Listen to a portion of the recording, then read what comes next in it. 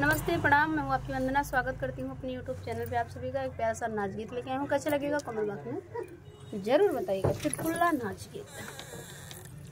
आइए आप लोग दाना खाइए, खाते रहिए, गाते रहिए, सेहत पे भी ध्यान देना है। तोड़ी लावा राजा जमुनिया के डार, हम लड़का नादान, हम लड़का नादान। तोड़ी लावा राजा जमुनिया के डार, हम लड़का नादान, हम लड़का नादान। पूड़ी कचौड़ी के जवना बनाए, पूड़ी कचौड़ी के जवना बनाए।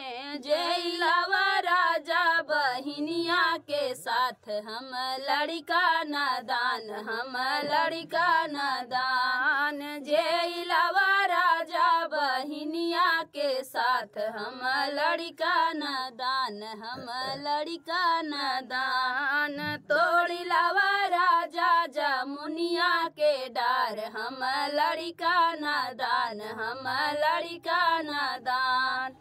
तोड़ी लावा राजा जमुनिया के डार, हम लड़का नादान, हम लड़का नादान। झझरे गेड़ुलवा गंगा जल पानी, झझरे गेड़ुलवा गंगा जल पानी। घोटियावा राजा बहिनिया के साथ, हम लड़का नादान, हम लड़का नादान। घोटियावा राजा बहिनिया के साथ, हम लड़का नादान, हम लड़का नादान।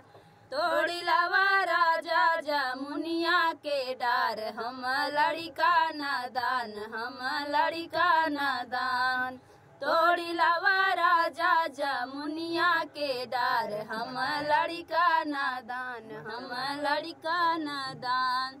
लाची लवांगी के बीरा जोराए, लाची लवांगी के बीरा जोराए।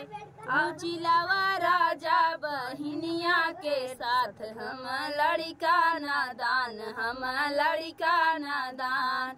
कूचियावा राजा बहिनिया के साथ, हम लड़का नादान, हम लड़का नादान।